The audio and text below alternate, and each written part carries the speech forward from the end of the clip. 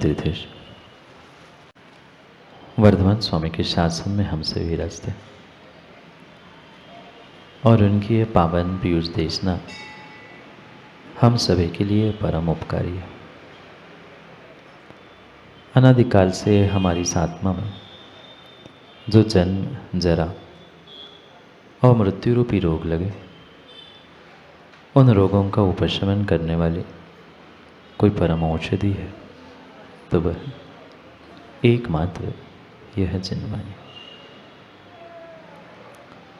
भव्यात्माओं, कुछ दिनों से हम सभी चर्चा कर रहे थे कि आखिर हम ऐसा क्या करें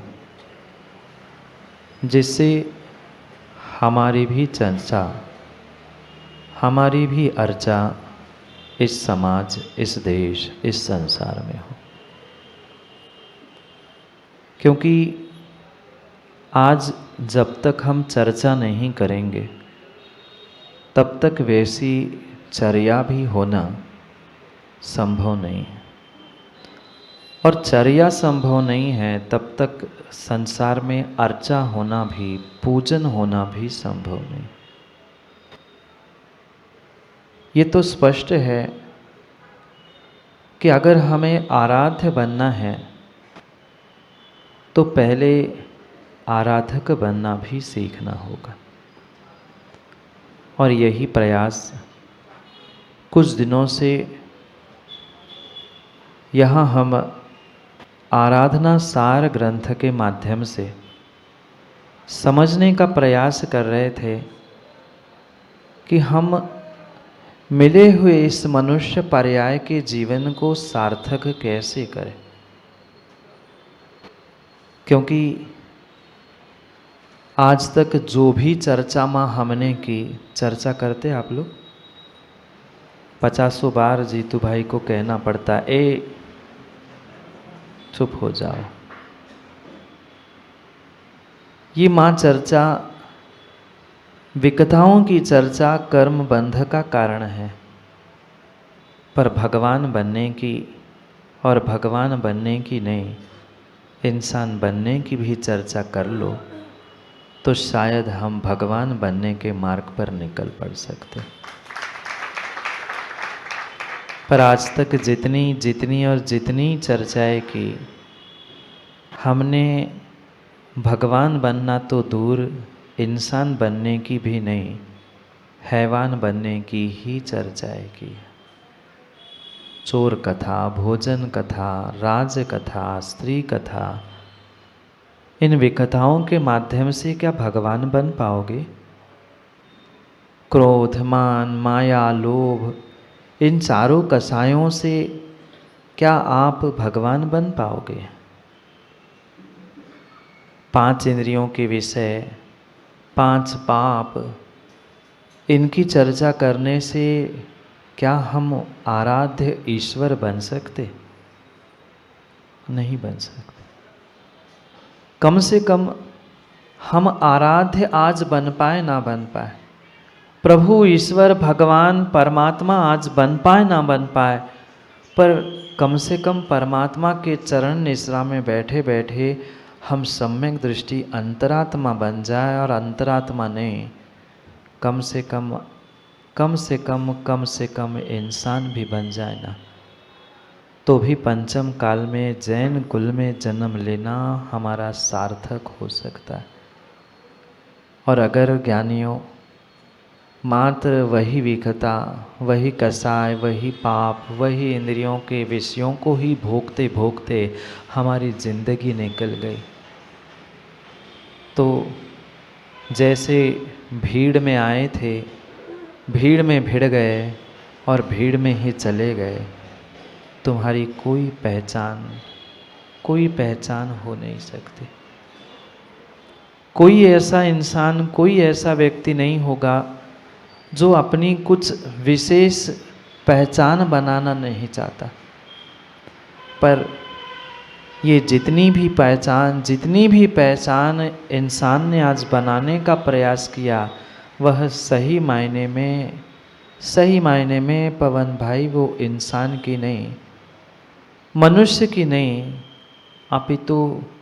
अपितु बाहर के साधनों की ही उन्होंने पहचान की है। कभी हम बैठ के माँ विचार कर पाए कि हमने अपने जीवन में दुनिया के नज़रों में पहचान बनाने के चक्कर में क्या अपने आप को पहचाना, क्या अपने माँ बाप को पहचाना, क्या अपने धर्म को, अपने सच्चे देवशास्त्र गुरु को हम पहचान पाए।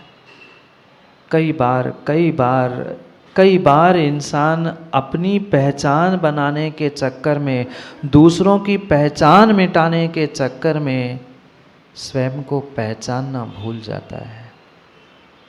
और जो स्वयं को पहचानना भूल जाता है, अपने आप की और अपनों की पहचान भूल जाता है, वो दुनिया के नज़रों में कितनी ही अच्छी पहचान बना लेना, पर पक्का मानना सुनील भाई, उसे दुनिया पहचान नहीं सकती।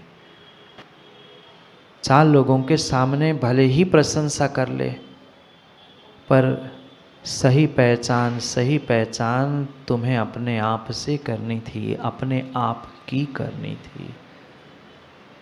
दुनिया तो ऐसी है अजीत भाई, अपना काम बन रहा है तब तक तुमसे पहचान बनाती है, और जैसे ही काम निकल जाता है, सीधी भाषा में ही कह दूँ, अपना उल्लू सीधा हो जाता है, तो तुम्हें उल्लू का पट्ठा कहने के लिए भी आगे पीछे।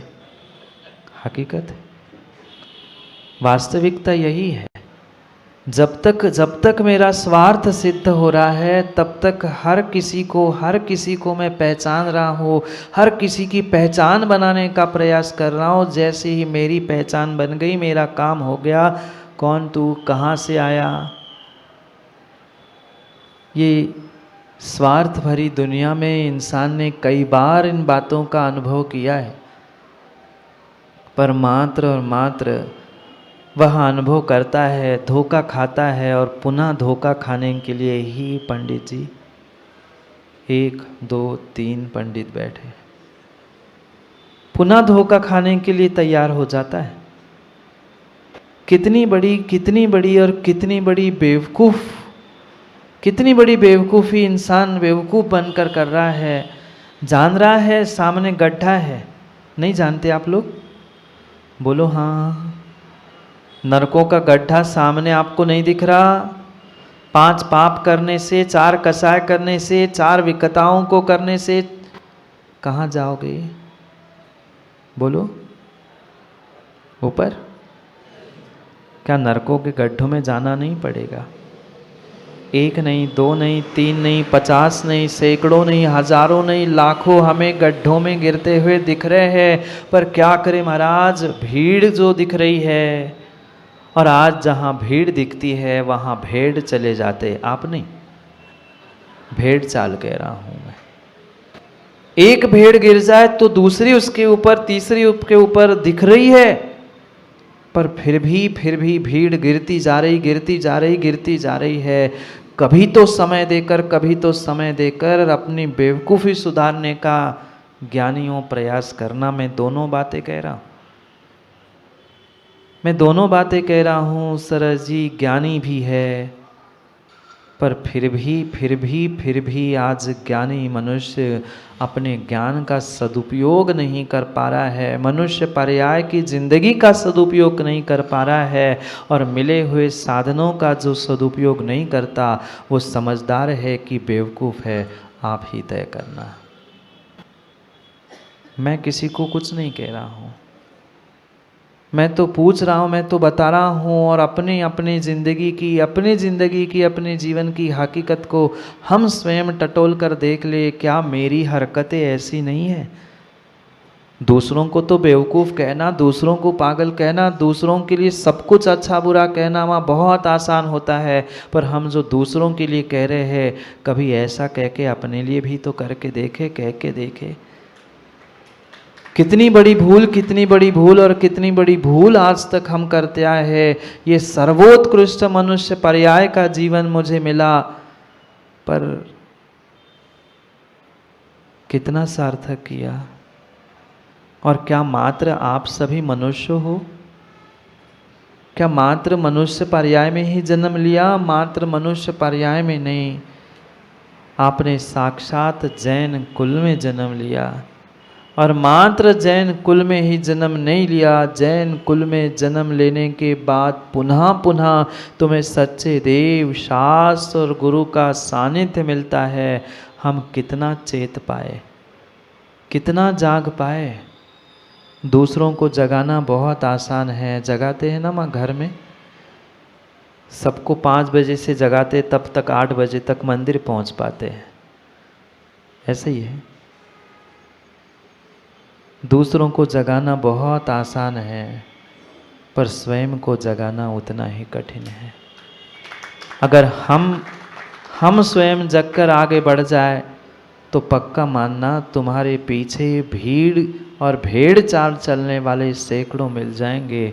पर सबसे कठिन बात जीवन में यही होती है, पहला कदम रखने की। एक बार जिसने कदम रखा है, पक्का मानना वो कभी ना कभी तो मंजिल में पहुंचेगा। आज नहीं, कल नहीं, परसों नहीं, इस भाव में नहीं, अगले भाव में, पर पहुंचेगा जरूर। पर जो घर से निकला ही नहीं है, निकलना ही नहीं चाहता, वो कहाँ पहुंचेगा? गुमराह तो वही होते हैं, गुमराह तो वही होते हैं, गुमराह तो वही होते हैं जो घर से निकलते हैं। और जो घर से निकलते ही नहीं हैं, वे गुमराह क्या, मंजिल पे भी कभी नहीं पहुंचते। गुमराह होने वाला कभी तो पहुंचेगा, क्योंकि वो निकला है। और जो निकलना ही नहीं चाहता, वो घर से ही नहीं निकलता, वह कभी और कभी मंजिल तक पहुंच ही नहीं सकता। गुमराही सही, पर तो राही तो बन जाओ। गुमराही सही, पर ज्ञानियों राही तो बन जाओ। तुम गुमराह भी नहीं हो पा रहे हो तो कभी जिंदगी में सच्चे जीवन के राही भी नहीं बन सकते। सच्चे जीवन के राही भी नहीं बन सकते, और राही नहीं बन पा रहे हो, सच्चे पथ, सच्चे मार्ग तक नहीं पहुंच पा रहे, तो पक्का मानना कभी और कभी मंजिल तक आप पहुंचने ही वाले नहीं हो। क्या आप लोगों को नहीं लगता कि हम भी कभी मंजिल पे पहुंचे? हम भी उन परमात्मा जैसे अनंत सुख को प्राप्त करें, हम भी उन परमात्मा जैसे निकम्मे होकर बैठ जाए। हाँ, आज आप किसी को कह दे कि निकम्मा है, अच्छा लगेगा? आप किसी से कह दे कि बिल्कुल निकम्मा है, पर पंकज भाई ये जो सिद्ध भगवान है ना, वे निकम्मे हैं। और निकम्मा होने के लिए ही ये सब अनुष्ठान, सब उनकी आराधना होती है। निकम्मे का अर्थ मात्र जैसा आपने समझ के रखा है उतना ही नहीं है। कर्मों से रहित होकर, सभी कार्य से रहित होकर वे सच्चे निकम्मा हो गए हैं। आप बोलो, आप चाहते हो निकम्मा होना? नहीं चाहते तो कभी कभी भगवान भी नहीं बन सकते, कभी भगवान नहीं बन सकते। भगवान बनने के लिए यहाँ बैठे बैठे भी हमें निकम्मा होना पड़ेगा। जो 3-13 की पंचायतों को लेकर हम बैठे हैं, उन सबसे निवृत्त होकर, सभी विकताओं से, पापों से, कसायों से, राग द्वेष से दूर होकर हमें निर्णय करना है कि मुझे ये मनुष्य पर्याय मिली है मात्र निकम्मा होने के लिए। मात्र निकम्मा होने के लिए विरला ही मनुष्य होता है, इंसान होता है जो अपने आप को पहचानते हुए, अपने जीवन के लक्ष्य को पहचानते हुए अपनी स्वयं की चर्चा और अपनी स्वयं की चर्या में उतर जाता है। क्यों कर रहे समोशरण विधान आप लोग? क्यों कर रहे हैं समोशरण विधान में? भगवान की अर्चना अभी मानसम के लिए अर्घ्य आपने चढ़ाए, क्यों चढ़ाए? क्यों उन्हीं अरिहंत भगवंतों की आप अर्चा कर रहे हो, पूजा कर रहे हो, विधान कर रहे हो? क्योंकि उनकी चर्चा और उनकी चर्या दोनों एक समान है। जिन्होंने अपनी चर्या और चर्चा दोनों को एक जैसा बनाने का प्रयास किया, वे ही चार आराधनाओं को प्राप्त करने वाले धन्य मनुष्य भगवान बनकर बैठे हैं। और ध्यान रखना, वह समोषण में मात्र और मात्र एक भगवान नहीं होते, एक भगवान नहीं होते, एक मुख्य तीर्थंकर केवली तो होते ही होते हैं, पर प्रत्येक तीर्थंकर भगवान के समोशरण में सामान्य केवली भी भगवान की, तीर्थंकर भगवान की दिव्य ध्वनि सुनने के लिए बैठे मिलते हैं। कितना बड़ा उपदेश ये समोशरण सरस पंडित जी दे रहा है। आज एक इंसान का उपदेश, और इंसान का क्या, गुरु का उपदेश भी आज इंसान को सुनने के लिए भारी पड़ता है। मैं सब पढ़ चुका हूँ, मुझे सब आता है, उनसे ज़्यादा ज्ञान मेरे पास है, मैं क्या सुनूं महाराज को, मैं सिखा के आ जाऊं उनको। केवली बनने के बाद चराचर सब कुछ उनके ज्ञान में झलकना है। पर कितनी अद्भुत बात, कितनी अद्भुत बात है। सोचो उस समोषण में जहां तीर्थंकर भगवान अपने गंधकुटी में विराजते हैं, वहां मुनिराज के कोठे में भूमि से अधर वह केवली भगवान भी विराजते हैं, भगवान की दिव्य ध्वनि सुनने। क्या जहां बैठे वहां नहीं सुनाई दे सकती थी? जहां बैठे उनके पास तो केवल ज्ञान था, जहां बैठते वहां उनको सब कुछ चराचर तो झलक रहा था। पर फिर भी ध्यान रखना, कितनी सरलता, कितनी सहजता, कितनी सहजता होगी कि सहज वे तीर्थंकर भगवान के समोषण में अवधि ज्ञानी, मनःपर्यय ज्ञानी, रिद्धिधारी मुनिराज भी तीर्थंकर भगवान की दिव्य ध्वनि सुनने के लिए पहुंचते हैं। हम बोलो ना, हम भी तो पहुंच जाते महाराज जी, टीवी और मोबाइल के सामने बैठ जाते हाथ जोड़कर। क्या करे, आज इतना सहज हो चुका है धर्म कि धर्म की और धर्मात्मा की कीमत आज किसी को भी नहीं बची। मोबाइल खोलो, गुरु के दर्शन मिल जाते हैं, मोबाइल खोलो, प्रवचन सुनने मिल जाते हैं, मोबाइल खोलो, शांति धारा मिल जाती है, टीवी खोलो, सब कुछ उपलब्ध हो गया। और जितना धर्म की क्रियाएं सहज हो गई है, उतना ही आज धर्मात्मा असहज हुआ है।